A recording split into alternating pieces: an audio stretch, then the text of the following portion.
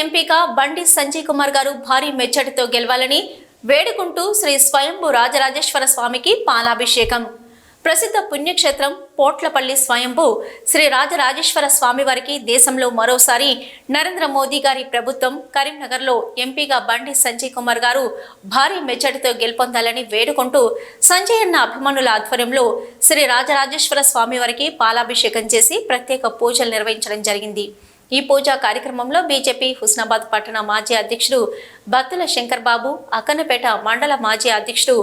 గోళ్లపల్లి వీరాచారి, మండల ప్రధాన కార్యదర్శి మడక రవి, పట్టణ ఉపాధ్యక్షులు గాదాసు రాంప్రసాద్, కోశాధికారి ఆకోజు అరుణ్ కుమార్, కార్యదర్శులు బానోతు అనిల్ నాయక్, బసిరెడ్డి రాకేష్ రెడ్డి, మేకల బాబురావు, బీజేవైఎం జిల్లా అధికార ప్రతినిధి పెందోట భూశంకరాచారి, బీజేవైఎం హుస్నాబాద్ పట్టణ అధ్యక్షుడు పోలోజు రాజేందర్, ఎస్టీ మోర్చా అక్కన్నపేట మండల అధ్యక్షుడు లావుడ్య రైనా నాయక్, బీజేవైఎం పట్టణ ప్రధాన కార్యదర్శి ఎర్రోజు సాయికృష్ణ,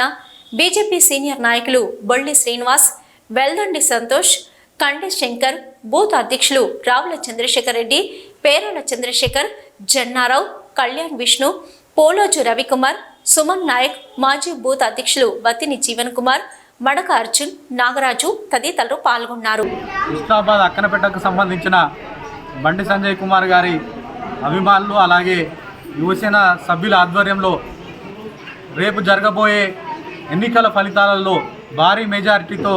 దేశంలో నరేంద్ర మోడీ కరీంనగర్లో బండి సంజయ్ కుమార్ గారు గెలవాలనే ఒక సంకల్పంతో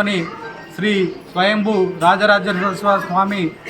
వారిని దర్శించుకోవడం జరిగింది. అలాగే వారి పేరు మీద మోడీ గారు అలాగే బండి సంజయ్ కుమార్ గారి పేరు మీద అభిషేకం చేయించడం జరిగింది. మరి దేశవ్యాప్తంగా నరేంద్ర మోడీ గారిని అలాగే కరీంనగర్ వ్యాప్తంగా బండి సంజయ్ కుమార్ గారిని ప్రజలు కోరుకుంటారని ఎగ్జిట్ పోల్స్లో మొత్తం ఎక్కడ ఏ ఎగ్జిట్ పోల్ చూసినా కూడా భారతీయ జనతా పార్టీ